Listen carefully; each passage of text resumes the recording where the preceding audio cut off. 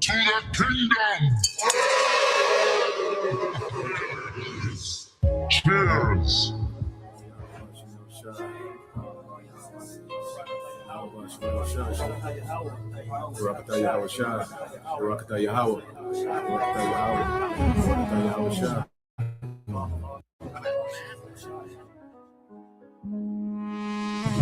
A toast to the king.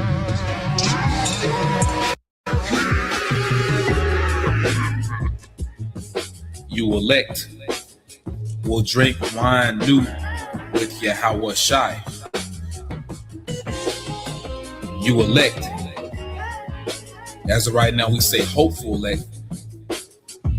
You elect of Israel out there will drink wine new with our Lord Yahweh Shai in his Father's kingdom, which is going to be the kingdom of heaven here on this planet Earth once Yahweh Shai returns.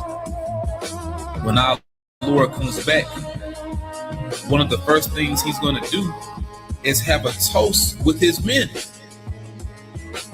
He's going to have a toast with his men, those that stood stiffly for his name and his Father's name. Let's read this one more time. Matthew chapter 26, verse 29. But I say unto you, I will not drink henceforth of this fruit of the vine, which is wine, which is made from grapes, as you know. And our Lord, he loves to drink, man. That's something that our Lord took pleasure in when he was here on this planet Earth. He's not going to do it anymore until he returns to do it with you, showing just how much he loves his elect, man. He's not even going to drink until he does it again with you.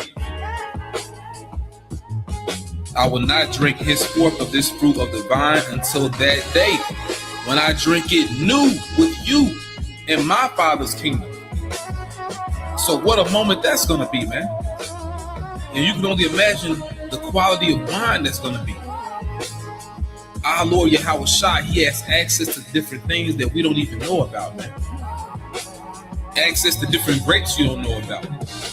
Has access to an entirely different quality of life that we don't know about.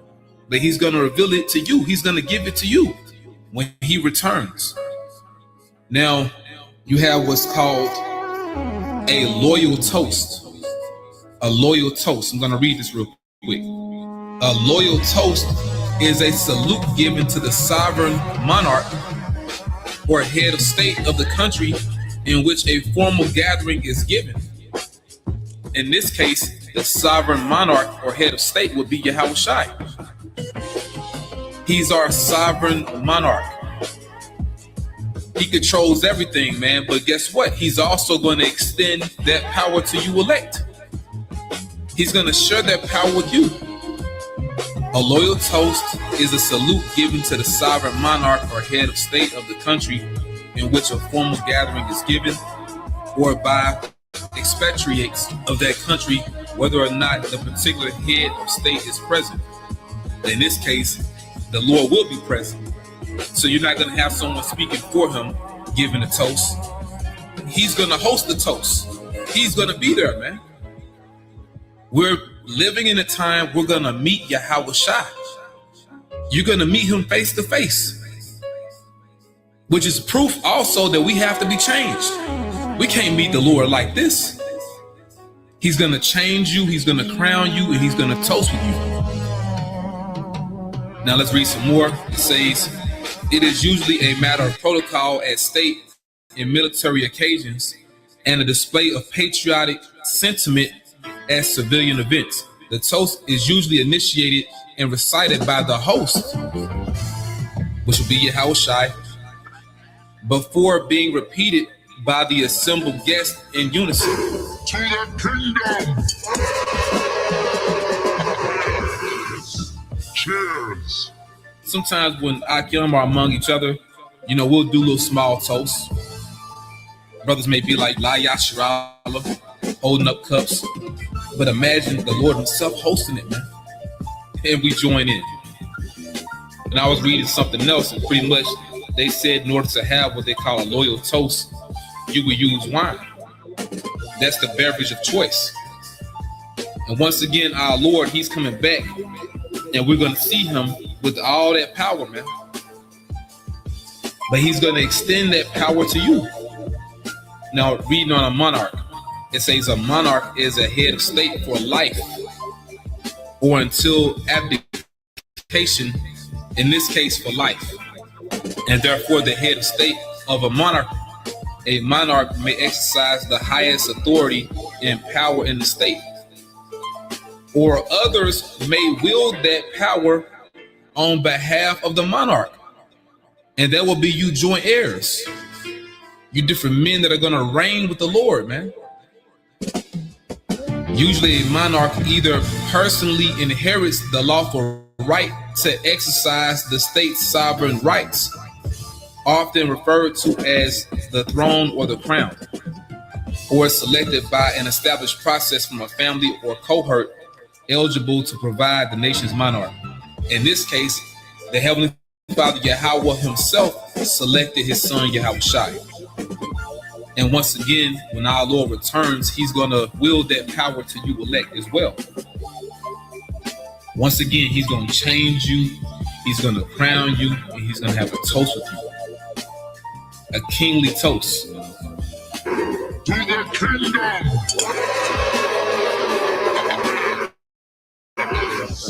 Cheers! A toast with the king!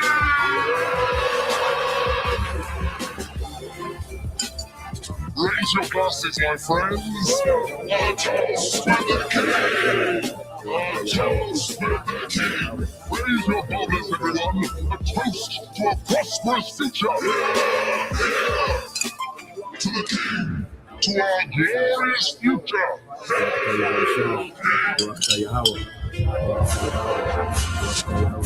To the victors, blow the spoils! Raise your glasses! Cheers! Raise your chalices to the golden age of our kingdom! A toast to the king!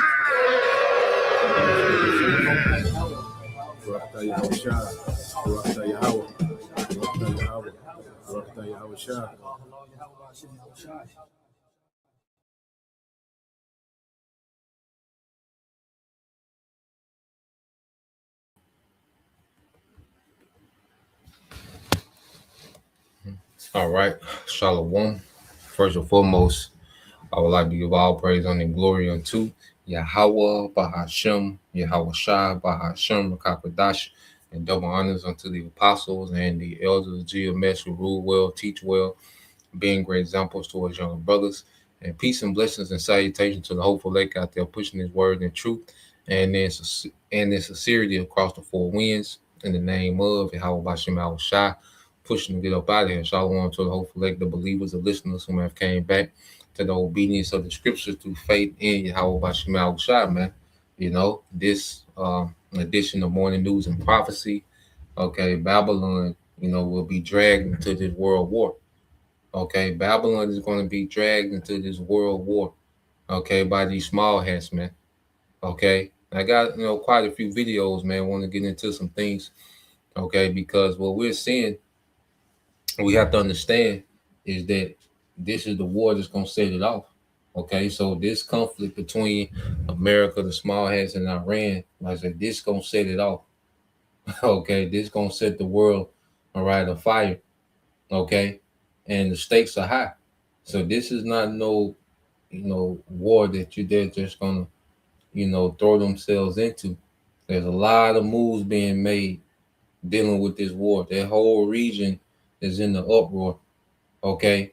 And you best believe Trump has been getting a lot of phone calls, all right, from these leaders in their region about what him and these small hats have been speculating that they was going to do to Iran. Now, eventually, the Lord going to make it happen, okay? Well, just like we said yesterday, Spirit had us to go into it yesterday, that if they don't do it within a certain window, that these niggas going to find an off-ramp. Okay, we're going to go into an off-ramp and what that means, you know, in terms of politics and war, okay? But we got, quite a bit to go into, man. Some moves been made, and like we've been saying, okay, don't believe that American hype.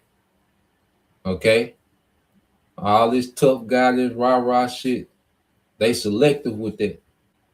Okay, they don't fool the masses like like they just some gorilla out here. But this gorilla got some sense. You gonna see Donald Trump talking this shit, but you gonna see this nigga got some sense.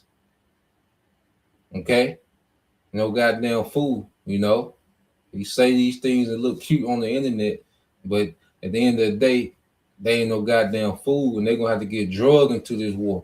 And Small Hat's gonna drag these niggas into this war, man. Okay? Because Netanyahu gonna be impulsive, man, because he's terrified, okay, of how Iran is becoming stronger by the day. Okay? These little protests, they make you think that Iran gonna be Venezuela part 2. Completely the opposite, man. The complete opposite. Okay? So I want to get this, and I got quite a few videos I'm gonna get into, man, just to show you and give you, so we can get the boots on the ground, all right, perspective of what's going on. So let's start off here in the book of Job, because what's happening with the devil, all right, this is the book of Job, chapter 20, verse 22, this in the AMP. It says, in the fullness of his excess, great abundance, all right, he will be in trouble. Okay, so this devil, he's at the peak, of his excess, man. He has more money than he ever has. He has more, influence. He has more, technology. Okay, he has more resources. Okay, so in the fullness of his excess, okay, he will be in trouble. So this devil is trouble, man. Okay, Esau is not chilling, relaxing, setting up this new world order, man. This nigga's in trouble, man. He's trouble. Okay, because every step that he make, the Most High got this nigga checkmated, man. Every step that he make is a step towards his end. Okay, every step that he make is a step towards his end. It said the hand of everyone who suffers will come against him. He is miserable on every side. Okay, this man is miserable on every side, man. Okay, he got so much that he has to deal with at the same time. And it's closing in on him, man. That's why Esau, he's just gonna spaz out, man. Okay, he's just gonna enforce this new world order with the sword, man. Okay, because all these schemes and gimmicks is getting harder and harder for him to pull off. And see, he doesn't have that global power that he once had. The elites are losing it, man. Okay, the elites are slipping. Okay, this new world order is a desperate attempt to remain in power. Okay, now the masses are going to be taken because he's going to bring so much, chaos and devastation.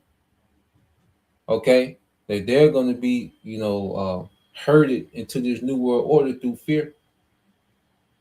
You see, but this devil, okay, he's going to destroy himself trying to pull this off, man. Okay, because as you can see, every step he gets closer to this new world order, every step he gets closer to the digital system, this technocracy, he gets closer to war. Okay, the prophecies are inseparable. Okay, so this devil can't make moves towards his new world order, okay, this digital technocracy, and it not be moves being made towards war, because they go together. Okay, and when this man makes this thing mandate, that opens up the gate for the war to go nuclear, man. When he mandates the MOTB, okay, that opens the gate for the war to go nuclear, man. You see? So if this devil is pushing towards this new world order, AI's general, AGI, ASI, data centers, and all this linked to war as well, because it's all the will of Yahweh Bashim Al-Shai. Every prophecy has its appointed time, so everything this devil does, okay, is bringing him closer to his end. Every step that he takes, man. All right, Job 20 and 23 says, when he fills his belly, the Most High will send his anger on him and will rain it upon him while he is eating.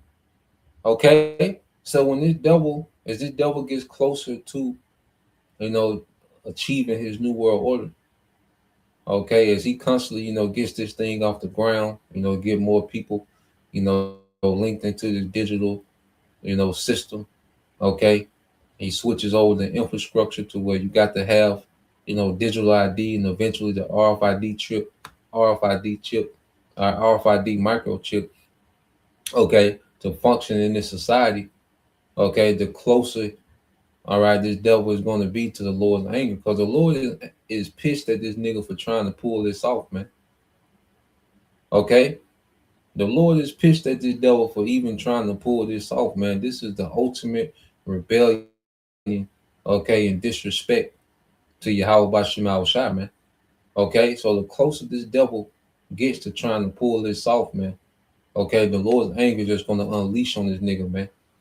Okay, and there's going to be a war, and he's going to send back Yahweh Shai, because that's the peak of the Heavenly Father's anger, is sending back Yahweh Shai in the midst of this war, man. Okay, so while this devil, starts to see his new world order up and running, the currencies collapse and switch to a digital currency. Okay, you can't function without the digital ID. You can't access the internet, and okay, all these different things that he's establishing, and the Lord is going to unleash on this nigga in the midst of him trying to do this, man. Okay, Job 20:24, he said he may flee from the iron weapon, and that's another thing which the brothers was going into this. The brother was going into it out there in Dallas. How this devil, here it is, he done kicked up all this shit. He done started all this shit. But then this nigga gonna run to a bunker. Okay, when this shit go haywire. Okay, here it is, he orchestrating all this madness in the earth, but his ass gonna run to the bunker when this shit go haywire, man. And all he's doing is preserving himself to be the first fruits of slavery, man. Okay, but this weaponry, the iron weaponry, these nukes, okay, is going to destroy this man's infrastructure, man.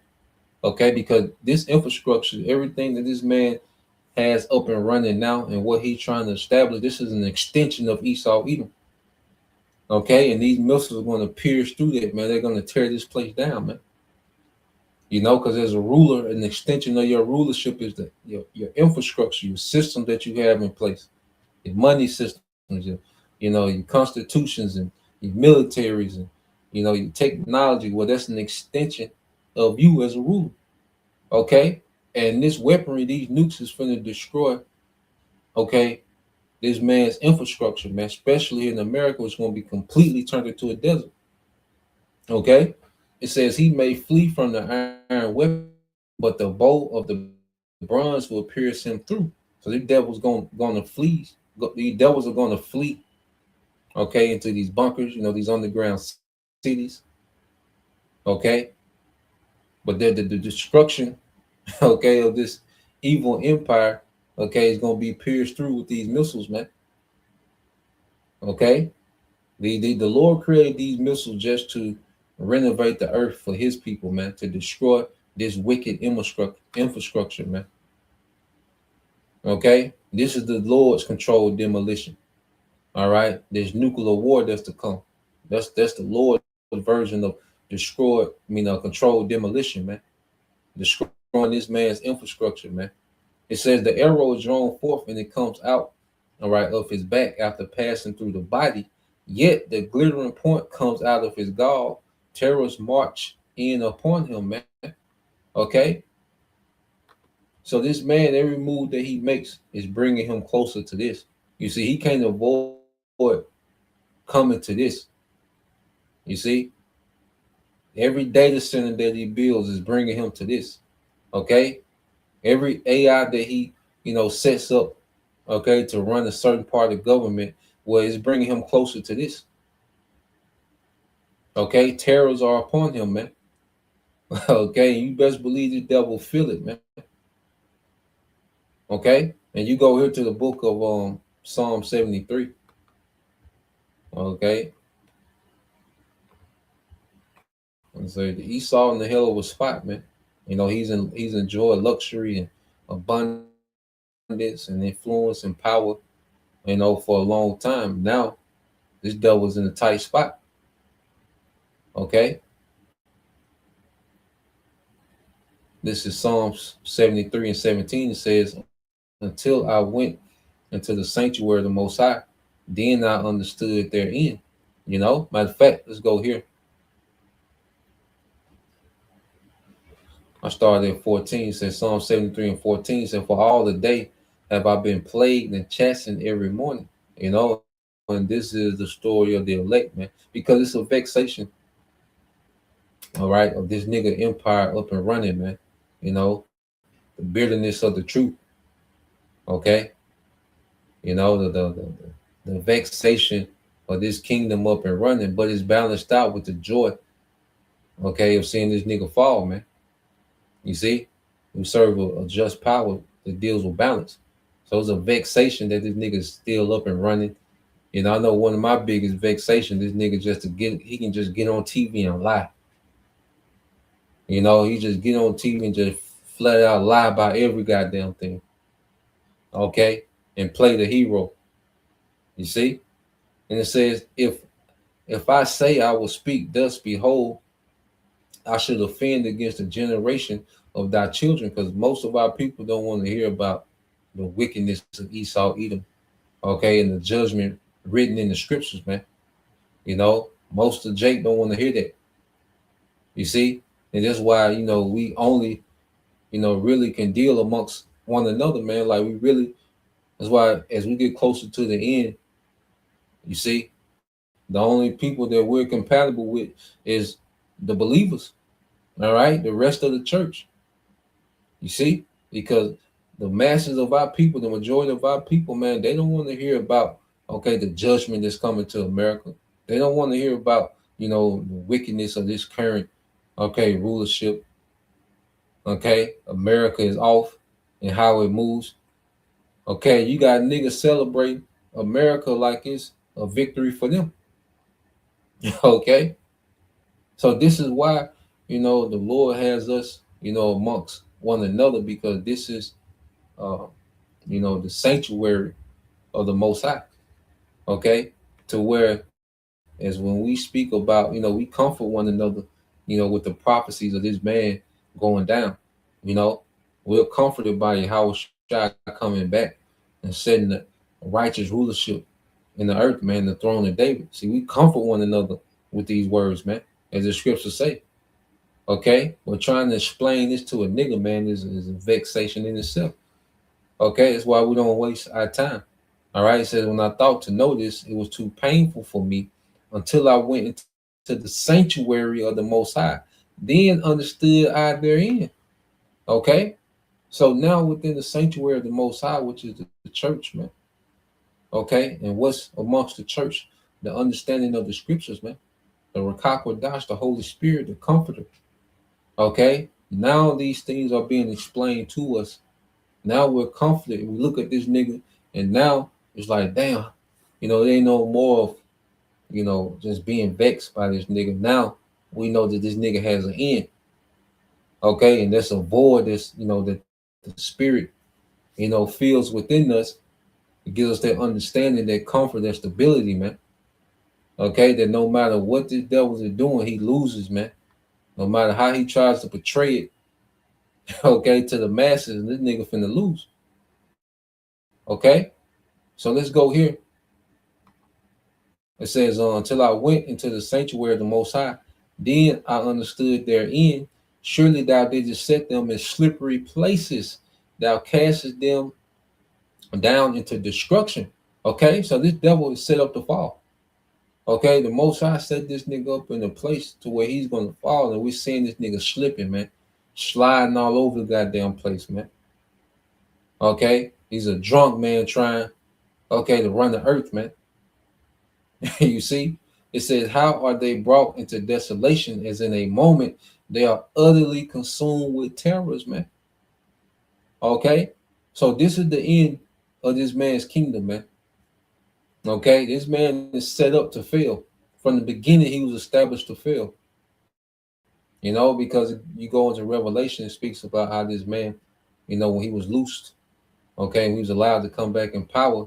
Well, he set his foundation through deception. He come out the gate line, okay, and deceiving, okay. So his foundation was always off, man. Okay, great robbery, lying, and murder is his foundation, man. Okay, so he was set up to fail from the beginning, man. All right, and we're just watching this devil take steps towards his own demise, man. It's beautiful to see. Okay, so let's go here. I want to get this video real quick. My boy Scott Ritter, man. I ain't listened to him in a while. I said he was emotional at one time, you know, but he came back around a little bit, man. But he got a good little spiel, you know, dealing with the reality of this Iran situation, man. You know, and we keep going into these things so we can, you know, really know what's good, man. Because you know, the Western media have you all over the goddamn place, man. Okay, you'll be in the goddamn alternative reality, man. Okay, so let's play this. You know, dealing with the latest what's going on in Iran. For some time now, they're fed up. This isn't the first time Israel has organized large-scale demonstrations. Because Raisi, when he spoke in September of 2023, I believe, at the UN, said that the unrest that followed the tragic death of that Kurdish girl in police custody, he said that put the greatest pressure on the Islamic Revolution since the revolution. It was a very dangerous time, he said. They exploited all of the fractures in Iranian society, and they came at us hard. He said, but the Iranian people rallied around and they were able to restore this. Notice what I said. The Iranian people rallied around. The Iranian government didn't violently suppress these people. Those cells still were there. They were supposed to rise up in the 12-day war in June, but the decapitation didn't happen, and the Israelis held them in reserve. But the Iranians know this stuff. They, all those drone operators they caught. So real quick, just to sum more what he's talking about. So those sleeper cells have been in Iran, for a while. Those sleeper cells of America and small hats. Some of British as well. Okay, so they've been in Iran. They're dormant. Waiting on the call. Now they were supposed to be activated. During the 12-day war. Okay, but they fell back. All right, and they've been activated now. Okay, well now he's going to go into what has happened, what's happening to those sleeper cells, okay, of America and the small hats, what's been happening to them, okay, in Iran. But the Iranians know this stuff. They, all those drone operators they caught, they're dead. They got hung, as they deserve to. And now they've caught all the people who committed murder on behalf of Israel. Israel just lost the lion's share of its assets. And this is why Israel's panicking right now, because if Trump doesn't attack, then Israel won't be able to do this again. This was supposed to be the big move. This is supposed to be the regime change. The theocracy is not supposed to exist very soon. Now Israel's looking around saying, America missed the window of opportunity. It's too late. And, but the Iranian government finally, I believe, woke up to the fact that you have to eradicate these cells. You can't play soft. You can't slap a wrist. You can't hang a few. You have to kill them all. And I think that's what they're doing right now. So here Trump was making these big threats. If you kill protesters, we're going to intervene. Trump was talking this shit. He don't know, okay, what's going on. All right. So what has happened when the Iranians, when they said through the help of China, they shut down the Starlink, okay, and the riot started to quell. And what they started doing was gathering, these different American and Israeli assets, okay, that was causing damage to infrastructure, that was killing, protesters, that was killing police officers, and they just start hanging. Okay, so the Iranian government is hanging Israeli assets, sleeper cells, American assets, sleeper cells, and the British asset and sleeper cells. Okay, so the Iranian government is hanging these people that they're catching, man. Okay, they started, these violent, riot protests. Okay, that was destroying, Iranian, infrastructure, churches and mosques. Okay, so they've been rounding them up. Okay, and now the narrative of these crazy protests there is gone.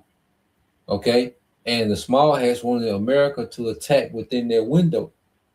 Like we said yesterday, if they lose this narrative, more than likely they're going to fall back. Okay, we spoke on this yesterday.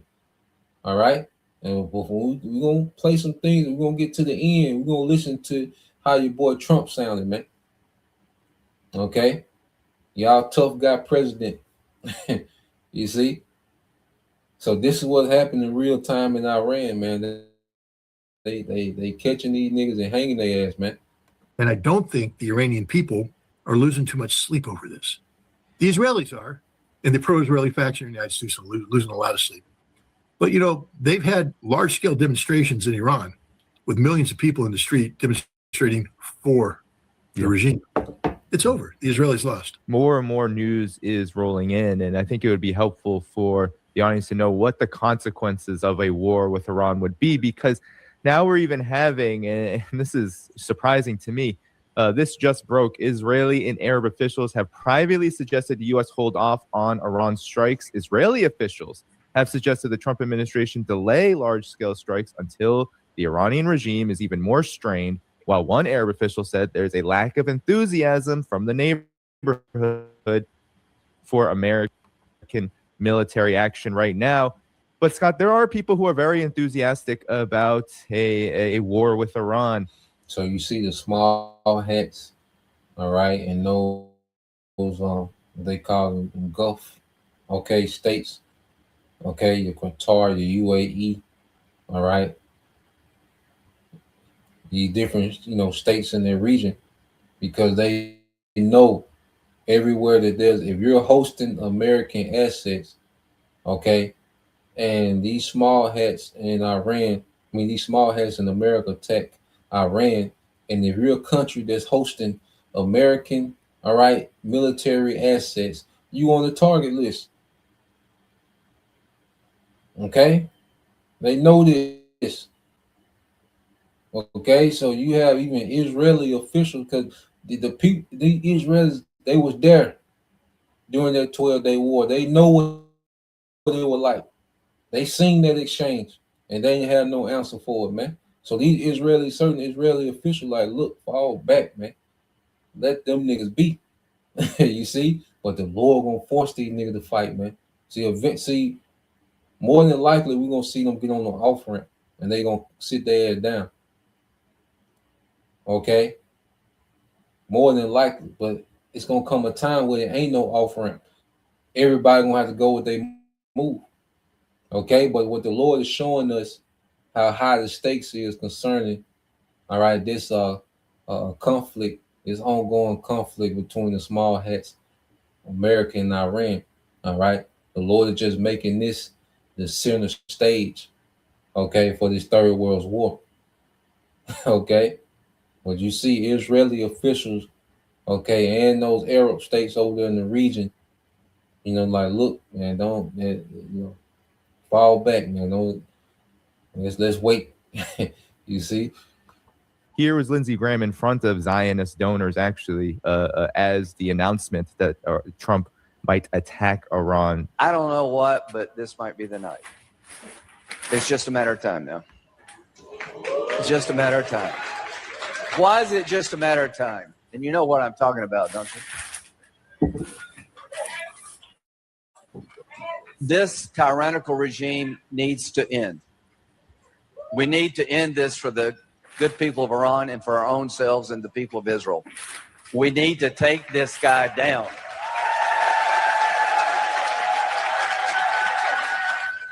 He needs to leave standing up or laying down I don't care. He needs to go. And if we can pull this off, it'd be the biggest change in the Mideast in 1,000 years. Hamas, Hezbollah, gone. The Houthis, gone. The Iranian people, an ally, not an enemy. The Arab world moving toward Israel without fear. Saudi Israel normalized. No more October the 7th. I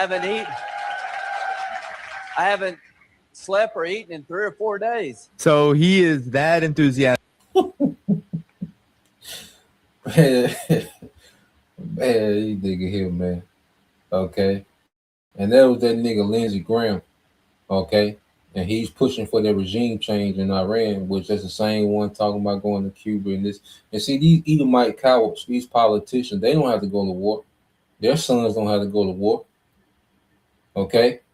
This nigga said he ain't eating 3-4 days. Nigga. These niggas just get up there and say any goddamn thing, man. Okay? They not go. They in their mind they not gonna have to deal with the recoil. Because their mind they got bunkers, okay. So they don't care how it plays. They don't care about the fallout, okay. So they're constantly hyping the American people up like this to move, and you stupid simple Americans sitting there clapping like this shit gonna be sweet, man. This is gonna be the conflict that's gonna turn America to a desert, man. All you people just sitting there clapping, okay, are going to be part of the desert, okay? And your Edomite leaders, okay, you see, is going to take America into the biggest trap, okay, ever, man, when they get dragged into this war. Nigga say he ain't ate in 3-4 days, man. Get your ass out of here, man. Nigga fasting now for the Iranian people. Scott about this, that he hasn't eaten or slept in days. Scott, talk about what the consequences of a war with Iran, what would they really be? It seems like many Gulf countries, even some in Israel, which is shocking to me, are very much concerned about the consequences. Israeli infrastructure won't exist when this is done. The Iranians made some clear targeting messaging near the end of the conflict, striking oil, refining capabilities, striking some energy production facilities, and then proving they can hit with pinpoint accuracy very specific targets. So they took out, an office here, an office there. To the average onlooker, it was like, oh, well, that's just one missile hitting in a random spot in Tel Aviv. To the Israelis, they went, damn, they hit exactly where that thing was that we were doing. And that also was a signal to the Israelis that the Iranians know about that thing that they were doing. And they hit it and they destroyed it. And that's why Netanyahu panicked. I mean, he was in sheer panic because the Iranians sent very clear messaging that we know everything. And if we want to, we can kill it. But, the problem is that Israel hurt Iran. Iran was hurting as well. And so both sides wanted this war to come to an end. But Iran's not going to wait 12 days to send that messaging. This is going to come on day one. And so, I mean, I'm not saying they will kill Netanyahu, but they could very well kill Netanyahu, depending on his reactive, how he reacts. They can kill a lot of Israeli leadership, and I believe the Israeli leadership will be on the plate. They will destroy the critical infrastructure of Israel, up to and including Dimona. And maybe not the nuclear reactor, but taking out very specific targets, because there's nothing that can defend against what Iran has. You might shoot down 1, 2, 3, 4, but you're not going to shoot them all down. And they're so damn accurate and they're so damn powerful that Israel will be effectively removed from the map. I mean, good. I care about Americans. Because Scott, he hate them small hats, because he knows that it's gonna be the small hats that's gonna get America destroyed. Because Scott, he get kind of emotional when you talking about taking down America. He get kind of emotional, But when it comes to them small hats, he hate them niggas. That's why he said it's good, that they is gonna get annihilated, and that's prophecy, man. So let's go real quick just to show that there's prophecy, all right, that the landmass of Israel, okay, is going to be eradicated. Okay, now it's not going to be uninhabitable like America, which is going to be a desert. Okay, but their land is going to be cleansed through war. It's going to be leveled. Okay, it's going to be renovated. This war is going to renovate the land of Israel for the true Israelites. All right, that are at hand to come. Okay, so let's go from there real quick and just get that in prophecy. Okay, and Iran itself, okay, will turn. Uh, Iran itself can renovate the landmass of Israel. Okay, like I say, Iran and Israel, the small has not even the same lead. The only thing the small has got is American technology and intelligence. All right, and they got nukes. Okay, but if everybody was to fall back and just let Iran and the small hats go at a conventional war, okay, the small hats will be obliterated. Okay, in a month's time. Okay, they will be absolutely obliterated. So let's go here real quick to the book of Zephaniah.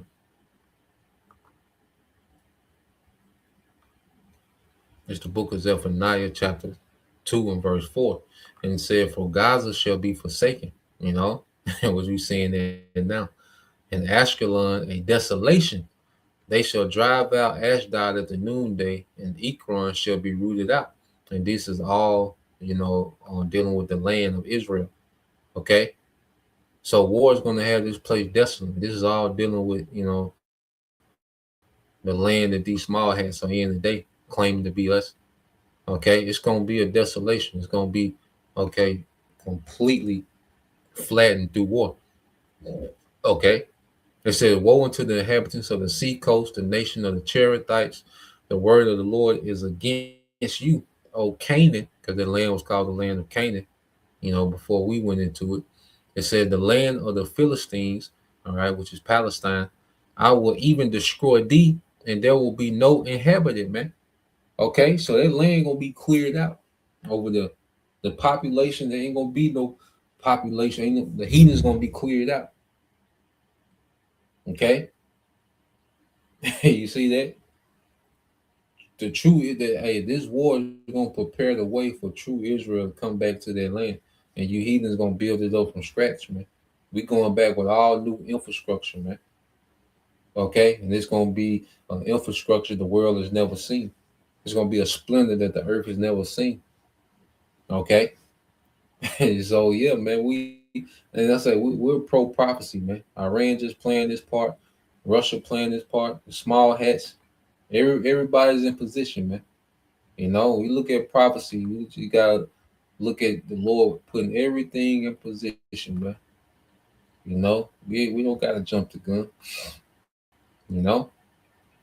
Everybody doing exactly what need to be done to fulfill.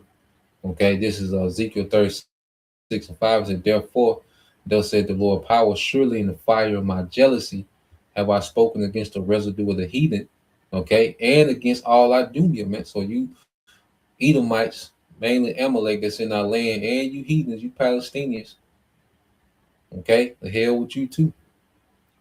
You see, "which have appointed my land in their possession with the joy of all their heart, with despiteful minds to cast it out as a prey."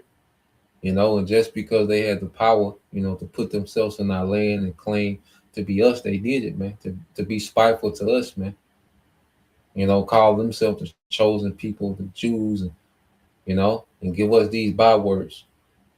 Okay, call us Africans and African Americans and black and Hispanic, and you see, it said, "Prophesy therefore concerning the land of Israel, and say unto the mountains and to the hills, to the rivers and the valleys, and thus said the Lord power, behold, I have spoken in my jealousy and in my fury, because you have borne the shame of the heathen," man.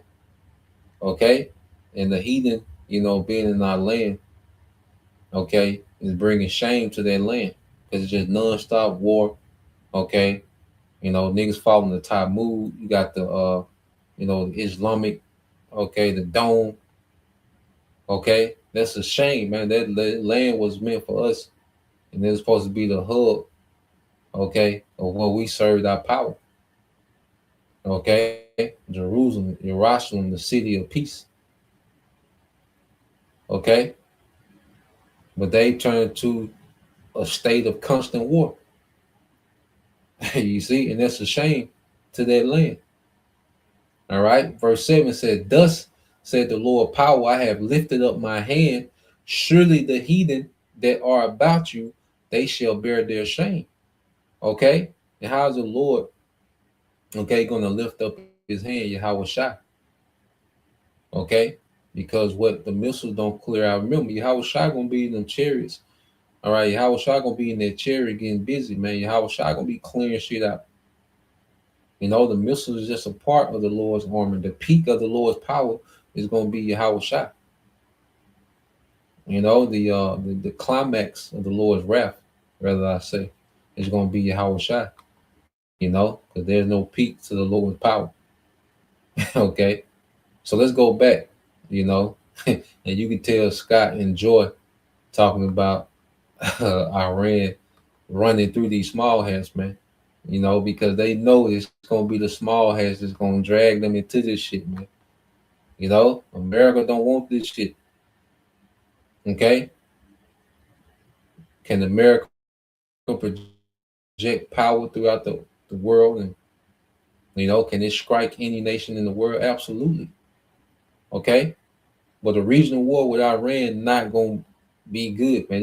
This going to be different than anything that America has faced. Okay, this is gonna be different than anything America has faced, man. Okay, it's gonna be their end. You see, so these small hats gonna be impulsive. It's gonna be through the impulsiveness of the small hats, man. They're gonna force the hand of America, man. Okay, because Iran gonna be beating the brakes off these small hats unless they do something like a preeminent nuclear strike. Okay, but just a conventional exchange between Iran and the small hats. Okay, they're gonna be beating the brakes off. They're gonna beat the hats off Amalek, man. Okay, and America gonna have to get in, or they could do a preeminent nuclear strike to where Iran is weak and then Russia has to get in. You can go either way, but eventually, all right, they're gonna have to lock up. There ain't gonna be no more off ramps, man. Okay, so let's play this some more. I don't support Trump, but my God, there's men and women out there who took the oath to wear, serve their country. They're wearing the uniform of their country. And we have a duty and responsibility to ensure that their lives aren't thrown away in vain. They got their orders. They had to deploy. They have to do the jobs they're given. They're sitting ducks. And the Iranians know everything. They know every target. And the Iranians aren't going to hold back. I don't believe they are. I don't believe there will be a warning shot. I think when the time comes, Iran will smother American bases the same way they're going to smother them. And that's it. And then if the war continues and Israel strikes, for instance, strategic energy targets inside Iran, then you're going to see Iran shut down the Strait of Hormuz, destroy Saudi oil fields, destroy UAE oil fields. And now we have an energy crisis in the world that nobody's ready for. When Donald Trump's like, well, we got Venezuelan oil. It's still in the ground, Donnie. Still in the ground. Even your big oil company say it's going to take a while to get it out in any significant. This should be a lesson to anybody who starts playing stupid games with oil infrastructure. When you have a nation like Venezuela was producing 3 million barrels a day at one point in time, does anybody here know about well maintenance, pressurization, about water pressure, about water levels? What do you have to do with a well once you start extracting oil to prevent water from seeping in and contaminating? What kind of pressures you have to maintain? And you have to maintain them in an active manner as the oil is extracted. It's not reactive. It's all planned out. So when you start decommissioning production and you start drawing these wells down, That pressure goes away, water levels rise, you get a dilution, you corrupt the integrity of the product. Now, that doesn't mean it's unusable. It just means that you just made it much more expensive when they finally get it out. And then when you come back, you've got to repressurize, you got to do the whole thing. This is reality. This happens when we tell, I mean, the only nation in the world that can get away with this is Saudi Arabia, who massively, on purpose, overproduced their oil extraction infrastructure because they were supposed to be the brake. They were supposed to be in the United States. Well, we need more oil in the economy. Hey, Saudi Arabia, jack it up a little bit. Right. We need to, get the prices to go. Hey, Saudi Arabia, slow it down a little bit. We got to manage this. And Saudi Arabia would do that. Saudi Arabia would increase production, decrease production based upon the orders given by the United States. But that requires global stability in terms of energy. But when the United States goes in and we destroy stability through the stupidity of our sanctions, I mean, America, I've got just look around my house right now. Light, energy, oil, plastics, oil. Oil is everywhere. Oil is in everything we have here. Oil just doesn't go to producing gasoline. Oil makes modern life possible. We need a lot of it on a sustainable fashion. And the stupidity of America's policies are designed to deny oil to the market. Now, we produce our own oil, but Yeah, man. So, they were making this, like it was some great victory of Venezuela, as if they now have, America doesn't produce enough oil to run this country. Okay. America runs off an energy, deficit to where they have to depend on Canadian oil, Russian oil, and oil to come out of the Strait of Hormuz, between Iraq, and Saudi Arabia, Qatar, UAE, okay, which all those countries, Iran can destroy their oil facilities quick, okay. Iran can blockade the Strait of Hormuz and shut it down, okay. America doesn't have, a flow of Venezuelan oil, okay. And then that infrastructure, like he said, if you stop oil production to fix infrastructure where you lose the pressure, okay, on those drills, on those rigs, and when you lose pressure, water get into the oil, then you dilute the product. Okay, so it don't the way that Trump tried to explain this shit like a kindergarten, it don't work like that. There's a lot to go into that. Okay, so Iran still got all these Trump cards, all those military bases that's sitting ducks to Iranian missiles. All that oil infrastructure by these pro-Western, Arab states that's within range, okay, that's sitting ducks for Iranian missiles, okay, to block the Strait of Hormuz, to stop their oil flowing to the west, okay. So these are all the cards. See, the war ain't just, man, you killed the scientists, man. Iran needs to just go. No, man, Iran, the Lord got Iran doing exactly what Iran need to do, man. Okay, they in the perfect position. They got the leverage, man. Okay, scientists are born every day. Okay, they not tripping. Okay, with no few scientists, man. The technology already in place. Okay, so let's go from there. So let's go see what's been happening with China. What's been China, role, okay, in this whole fallout. So let's go here. So what's China been doing? Let's listen to this in the midst of all this.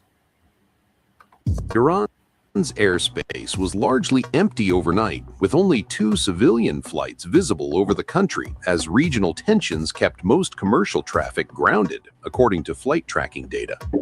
The only aircraft observed were operated by Mahan Air, an Iranian carrier designated by the United States for allegedly transporting arms, equipment, and funds on behalf of Iran's Islamic Revolutionary Guard Corps.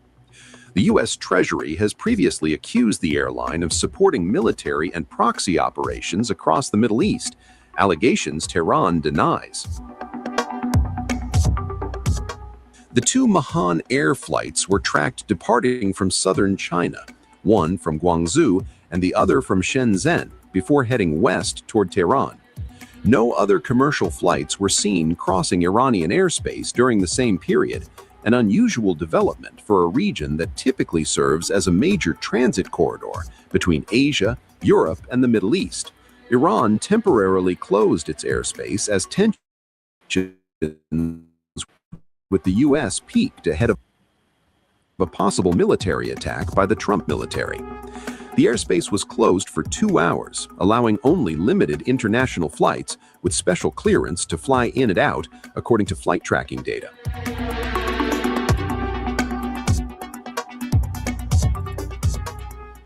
Airlines routinely avoid conflict zones due to safety concerns, higher insurance costs, and the risk of airspace closures.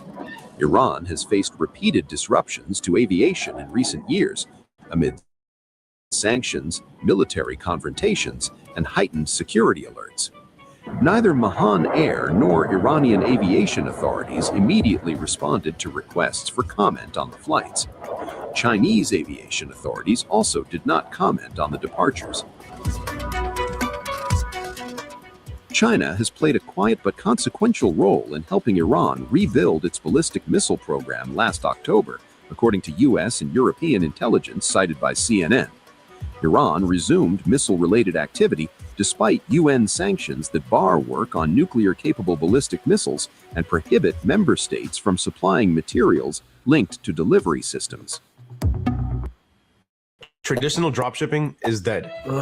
What we need to do is register with AutoDS. The quickest, easy. European intelligence agencies said multiple shipments of sodium perchlorate, a key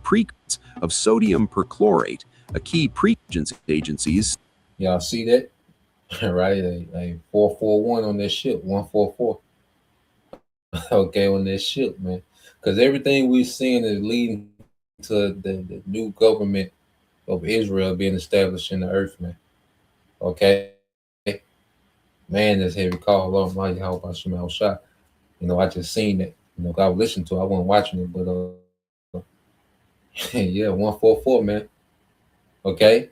Because this war is going to usher in the eternal righteous government of Israel, man, under Yahweh Shah, man. Okay? When you see China is pouring weaponry into Iran, China, see, the Lord is causing these nations push all their chips to the middle of the table, man. Okay? And they're going to go at it in this war, man. Said multiple shipments of sodium perchlorate, a key precursor for solid missile propellant, were sent from China to Iran. The total volume was estimated at about 2,000 tons, purchased from Chinese suppliers as Iran sought to replenish depleted missile stocks. CNN tracked several cargo vessels traveling repeatedly between Chinese and Iranian ports. The U.S.-sanctioned MV Bosch departed Zhuhai on September 15th and arrived in Iran on September 29th, while another vessel, Barzin, sailed from Gaulan on October 2nd and reached Bandar Abbas on October 16th. Several ships and entities involved are under U.S. sanctions. It remains unclear whether the Chinese government was aware of the shipments. At that time, China told CNN it enforces export controls on dual-use items in line with international obligations. Smoke-filled streets, shattered calm, new images emerging. So yeah, just to show you, you know, China's position, you know, in this this conflict, this tension between, you know, American and small hats and Iran. All right, China is fully with Iran. you know, and even with this whole thing in Venezuela, you know, it made Iran more valuable to China, you know, because America cutting off China from Venezuelan oil made them more reliant or dependent on Iran. Okay, so everything is working against this devil. Everything that he's trying to do, and like I said, that whole region, okay, is telling them niggas to chill because eventually, okay, these you know, these Ishmaelites, these all right, Islamic, okay, nations, you know, these Gulf Arab nations, okay, they're gonna side with Iran, man, okay, because America is looking like this unstable, drunk madman trying to call the shots, man. Okay, it's gonna get everybody destroyed, man. You see, so eventually, man, this also plays into okay, America is pushing okay these Arabs, these Ishmaelites, okay, to align with Elam, you know, Persia, man. Okay, the dragons of Arabia. You see, linking with those Carmanians. So now you see Qatar, okay, telling look America, you know, to fall back because see when America did the look political airstrike on Iran, okay, just to save face, you know, for the sake of having the off ramp to this 12-day war. Okay, Iran struck a military base that was in Qatar. Okay, so Qatar know that when this thing go down, that they on the list because they host American military bases. Okay, so all these nations in their region that host these American military bases, you best believe, you know, they've been blowing, all right, Trump, they've been blowing his ass up, man. You know, telling his ass to reconsider. So let's play this. Qatar says a military escalation between the US and Iran will have grave consequences for the region. This after Washington threatened strikes in response to a government crackdown on protests in the Islamic Republic. The world holds its breath, wondering whether or not President Donald Trump is prepared to pull the trigger on a high-stakes military incursion in Iran. I want you to imagine this odd little triangle and tell me it doesn't feel like the opening scene of a geopolitical thriller. On one corner, you have Washington, where Donald Trump is once again talking like a man who believes pressure is a foreign policy all by itself, openly hinting that strong action and even strikes are on the table if Iran doesn't bend. On another corner, you have Tehran facing a volatile moment at home, accusing the West of weaponizing unrest and warning regional hosts of US forces that any attack on Iran would drag their bases into the blast radius.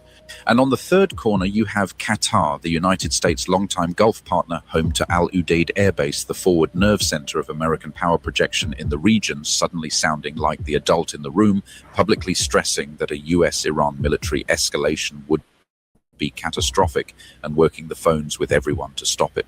What right does the West have to determine who? Now listen to Western media, all right? Because I think this is from British, you know, this British, you know. And these women, I can't wait till these goddamn women have to shut their ass up, man. Okay, this is matters of war, man. Okay, and these women hop on here like they know what the hell going on. Okay, trying to talk and what should be done. Okay, but just listen to how delusional Western media is, man. Okay. Who governs in Iran and who doesn't?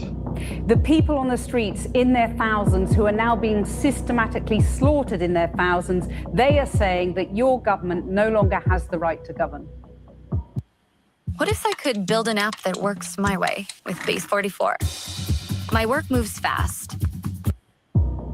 Yesterday, we saw rallies across the country, and the footage is online, and it was broadcast live, even though now people like Musk and others are trying to pretend it was AI.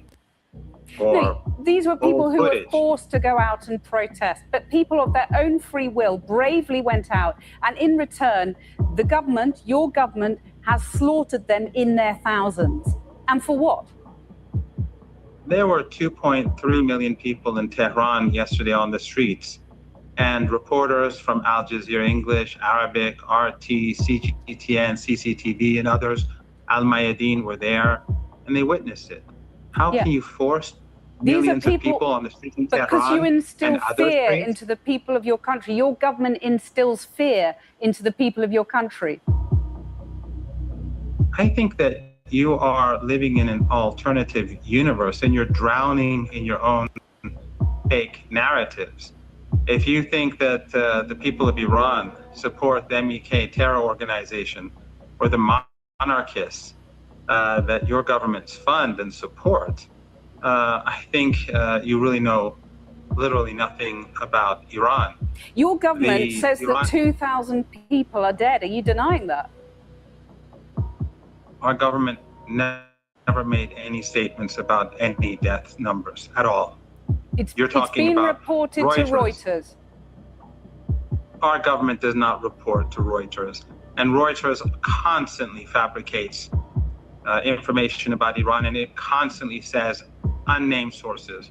Now, if you've been watching the region closely, you know Qatar doesn't usually switch sides in the Hollywood sense. Flags don't flip overnight, alliances don't vanish with a single press conference. But what's happening right now is still surprising, and it's precisely why people are whispering that Doha has effectively moved into Iran's corner in a way that really matters. Because when a small state sits on top of enormous gas wealth, hosts a major US base, keeps pragmatic ties with Tehran, and positions itself as a diplomatic air traffic controller for the region, its neutrality can start looking from Washington's vantage point like obstruction, and from Tehran's vantage point like a lifeline. The current standoff isn't just another round of rhetoric. US officials have been publicly escalating warnings. Trump has urged Iranians to keep protesting and has dangled the idea that help is coming without clarifying whether he means covert support, cyber pressure, economic warfare, or outright military action. At the same time, US authorities have urged citizens to leave Iran, a classic signal that Washington believes the risk of rapid deterioration is real. And Iran, reading the pattern the way any sovereign state would, has been warning that if Washington strikes, US bases across the region become legitimate targets in Tehran's retaliatory logic. That is where Qatar enters the story in a way most casual observers miss. The Gulf is not a chessboard where only kings move. It's more like a room full of gasoline cans where everyone is holding a match and insisting they're the responsible one. Qatar's nightmare scenario is simple. A US-Iran exchange that turns Gulf airspace into a missile corridor, makes energy infrastructure a bargaining chip, and converts a host country like Qatar into a battlefield by proximity rather than intent. This is not theoretical. Previous cycles of escalation already showed how quickly messages can become strikes and how fast regional states can be punished for hosting US power, even if those states did not choose the conflict. Nick Fuentes had the... Yeah, man. So you have them Gulf states, you know, telling that nigga fall back, man. You know? And you go here. I want to get this, because this is the grand finale, man. Okay? Because those states, those different Arab states in their region, they know it's going to be bad for them. All right? Just for hosting American air bases. Okay? They know a war with Iran means devastation to their infrastructure. Okay? Because Iran can't come to America. Okay? They can't punch back at America directly. Okay? But all American assets, which is an extension of America, is going to be free game. And they're sitting ducks. Okay? So let's go here. Now let's go to the grand finale and let's listen to your mans. Okay, and I say this nigga, you can tell this nigga here is worn out. This nigga is worn out, man. So now let's listen to what this nigga is saying, knowing what we know now. Remember, they're hanging US, Israeli, and British assets, okay, that killed, that damaged infrastructure, that damaged mosque in Iran. They're being hung. They're being executed. It's already happened. Past tense. Okay? Now let's listen to your man. All right, let's listen to y'all tough ass president. Let's see what he has to say. He said help was on the way. Okay, let's see if the help is still on the way. Do we have some other little things to talk about? Maybe we'll start that first. Should I start that first? I think they're going to want me to. I have a feeling they're going to want me to. We have been notified and pretty strongly, but we'll find out what that all means. But we've been told that the killing in Iran is stopping. It's stopped. It's stopping. And there's no plan for executions or an execution or executions. So I've been told that on good authority. We'll find out about it. I'm sure if it happens, we'll all be very upset, including you will be very upset. But that's just gotten to me from information that the killing has stopped, that the executions have stopped. They're not going to have an execution, which a lot of people were talking about for the last couple of days. Today was going to be the day of execution. And already executed. Execution have already happened. Okay? They lost a lot of assets. Okay? So that because like another thing I wanted to make a point on, because see, those sleeper cells, that's a one-time thing. You see, that was a gimmick. They ain't gonna be able to pull that gimmick off anymore, because now they don't have no sleeper cells to do it. Okay, Starlink has been eradicated. Okay, so now they don't have those sleeper cells in place. You see, they want to cause, they wanted to topple the government. That's their strategy, decapitation. Okay, they wanted to cause and keep the civil unrest, going, get the nation, get Iran into civil war. Okay, this is what they wanted to do. That's what Ukraine was supposed to do with Russia. Okay, it's failing. It didn't work. The gimmicks didn't work. The Lord got it to where them niggas gonna have to go to war, man. Okay, all these gimmicks. Okay, all that say blowing up scooters and cell phones. No, y'all gonna have to go to war. Y'all gonna have to go see them folks. Okay. And now that the gimmick is off the table, Iran done, took the gimmick off the table. Now this nigga backpedaling, man. Okay? The other day, help was on the way. If they kill any protesters, no, they killing assets. They killing American, Israeli, British assets, and they executing them. Okay? So all this talk about, they kill protesters, we will intervene, help is on the way. Now this nigga moonwalking, man. And I don't know what's on this nigga desk, It should be some milk, because this nigga needs some milk. What kind of, low energy this nigga sound, man. Nigga weird in his council, man. Let's play this some more. another piece of information that I think is very important is the leaker has been found and is in jail right now. And that's the leaker on Venezuela. And a very bad leaker. So there could be some others, and we'll let you know about that. We're hot on their trail. But the leaker has been found, and the leaker's in jail. And will probably be in jail for a long time. Let's see what happens. So we'll let you know. We'll keep you apprised. Ron, you said that the killing has stopped. Who told you that the killings have stopped there? And if it's the Iranian regime? We have been informed by very important sources on the other side, and they've said the killing has stopped and the executions won't take place. There was supposed to be a lot of executions today, and that the executions won't take place. And we're going to find out. I mean, I'll find out after this. You'll find out. But we've been told on good authority, and I hope it's true. Who knows, right? Who knows? We've seen the body bags, so how do you trust them? You've seen that over the last few days, and they said people were shooting at them with guns, and they were shooting back. And, it's one of those things. But they told me that there'll be no executions, And so I hope that's true. Does this mean military action is now off the table against Iran? We're going to watch and see what the process is, but we were given a very good statement by people that are aware of what's going on. Is that still considering military action? Is that still a threat? No executions. Everyone's talking about a lot of executions were taking place today. We were just told no executions. I hope that's true. That's a big thing. Yes, ma'am. The foreign minister of Greenland, she said a while ago in a press conference in an embassy of Denmark that she made very clear in the meeting that happened here in the White House what are their limits. She also said that it was a very respectful meeting. Are those limits going to be respected? Well, we're going to see what happens with Greenland. We need Greenland for national security, so we're going to see what happens.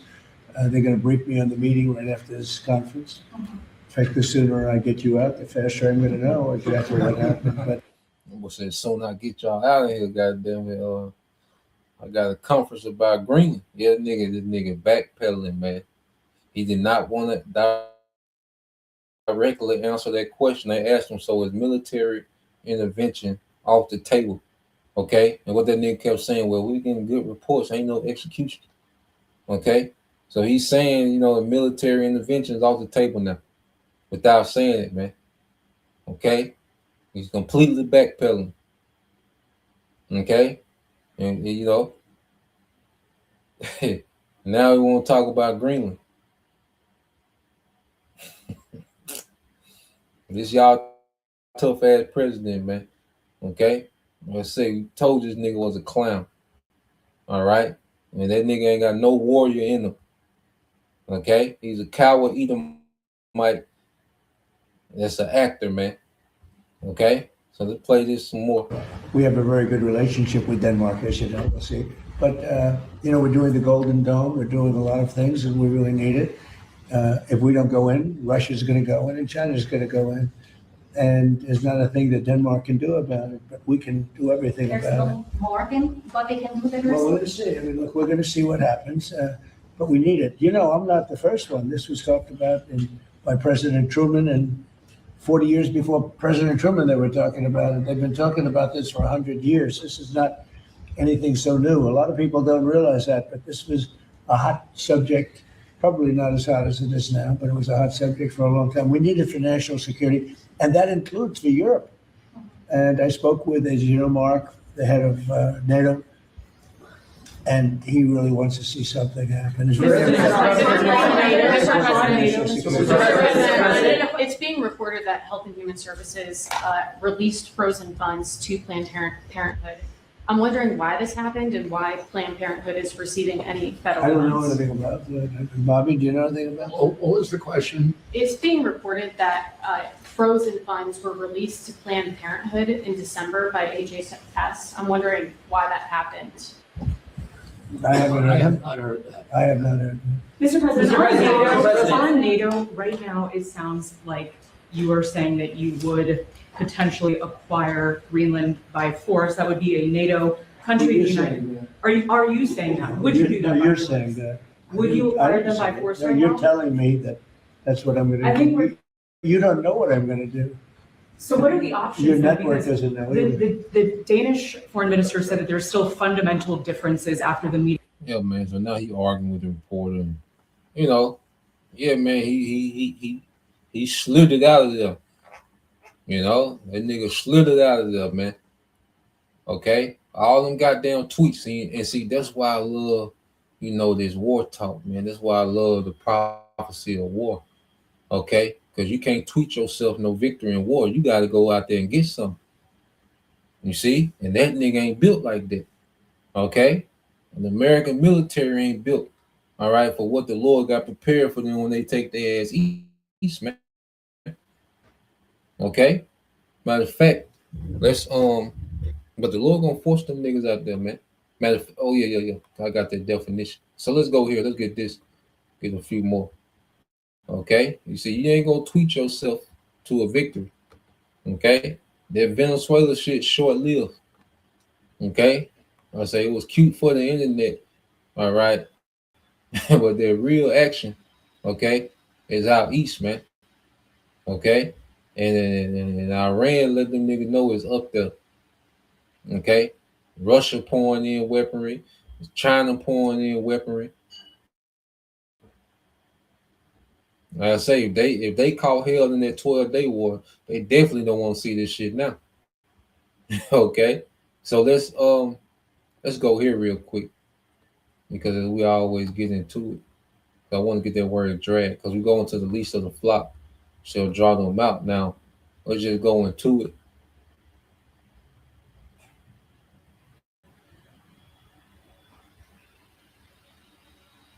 Jeremiah 49:20 said, therefore, hear the counsel of the Lord that he have taken against Edom. And see, this is what we're seeing.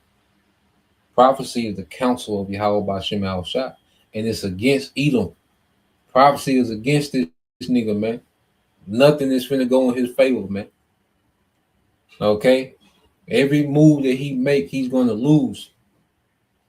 Okay? It said, therefore, hear the counsel of the Lord that he have taken against Edom, and his purposes that he have purpose against the inhabitants of Teman. Surely the least of the flock shall draw them out, these small heads. Surely he shall make their habitation desolate with them. Because when they get drawn into this war, that's it. When they get drawn into this war, that's it, man. And these niggas can feel it. Okay? That's why they get to their door, they put their hand on their handle, and they get hot. Okay? Niggas don't want to go in that door, man. You see? So let's get this word draw.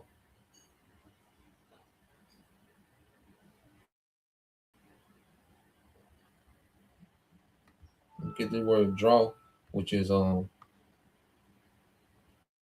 is sahab. Okay, in the Hebrew, which is what? To drag. To drag.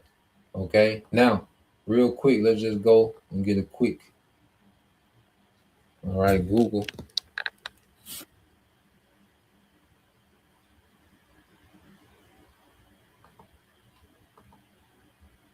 Let's get a quick Google definition of the word drag.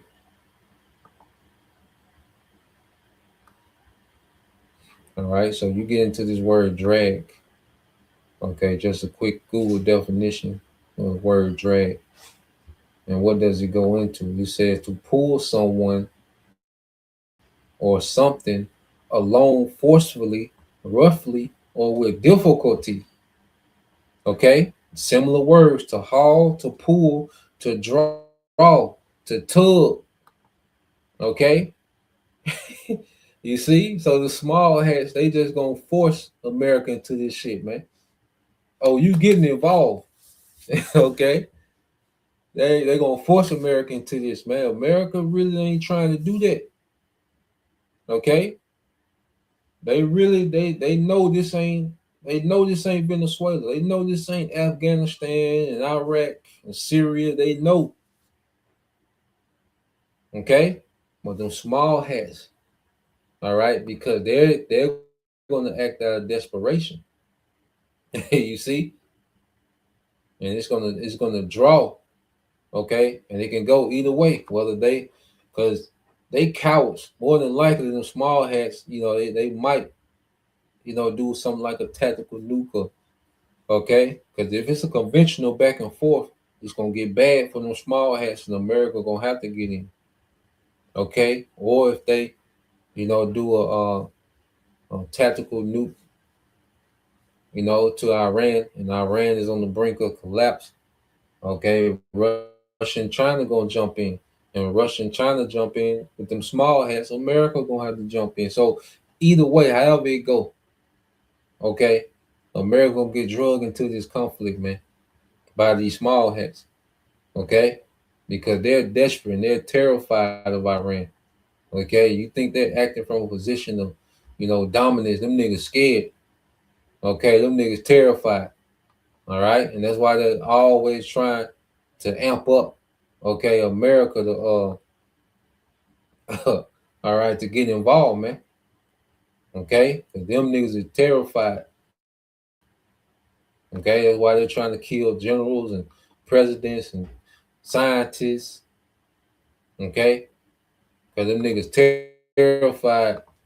Okay, of them Persians, goddamn. So let's go here. I want to get this. So what we might see is an off ramp, okay?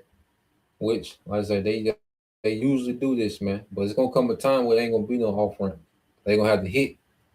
You know, this is quick AI interview. It says off ramp meaning in war.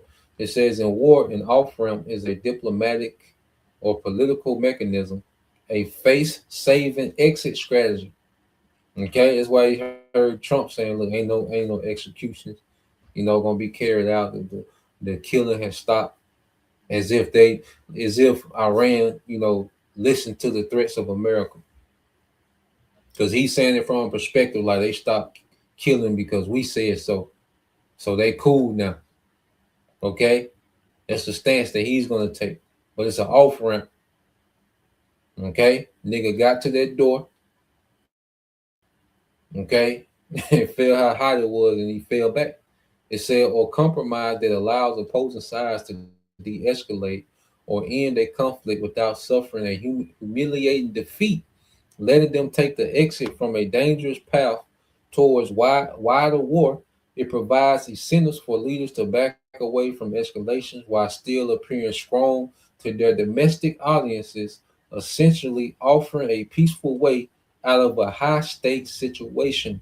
Okay, so prepare for America to get off on that off ramp, man.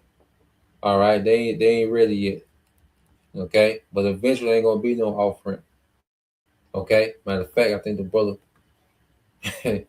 all right, Beyond, all right, just posted. Yep. Well, yeah, we'll end it here. We'll end it here. Let's get this. All right, it's Proverbs 19 and 21. It says, all right, this is the book of Proverbs 19 and 21, the brother Beyond Yasha. There are many devices in a man's heart. Nevertheless, the counsel of the Lord, that shall stand. Okay, so I don't know what strategy they thought they was going to come with, or how they thought it was going to go out. Okay, how it's going to turn out with them, just striking Iran. Okay, but if it ain't no the counsel of the Lord, it ain't going to come to pass. Okay, and what we're seeing is the Lord's counsel play out. You see, and the prophets are expounding on the Lord's counsel. Okay, so all these plans that Esau got and beating his chest, and I'm gonna do this, and if they don't do this, we're gonna do this, and all that is irrelevant, man. It's all about the counsel of Yahweh Shemal Shah. Okay, and I said, eventually it ain't gonna be no off ramp. Okay, they gonna have to hit, they're gonna have to lock up. Okay, and there ain't gonna be nowhere to backpedal, man. All right, so we'll see. We'll follow it. Like I say, they might hit. They might do another round just to see where each other at, feel each other out. That could happen. Or these devils can get on the off ramp. Okay, and they probably just go back to, bombing Gaza. Doing airstrikes on on women and children. Okay, and Esau go back to building, data centers. Okay, so we'll see, man. Only time will tell. The Lord will, you brothers. All right, and you sisters edified once again. I want to give all praise, honor, and glory unto Yahweh, Bahashem, Yahweh Shai, Bahashem, Rakakadash, and double honors to the apostles and the elders of GMS who rule well, teach well, being great examples to his younger brothers. And peace and blessings, salutations, hopefully, shalom.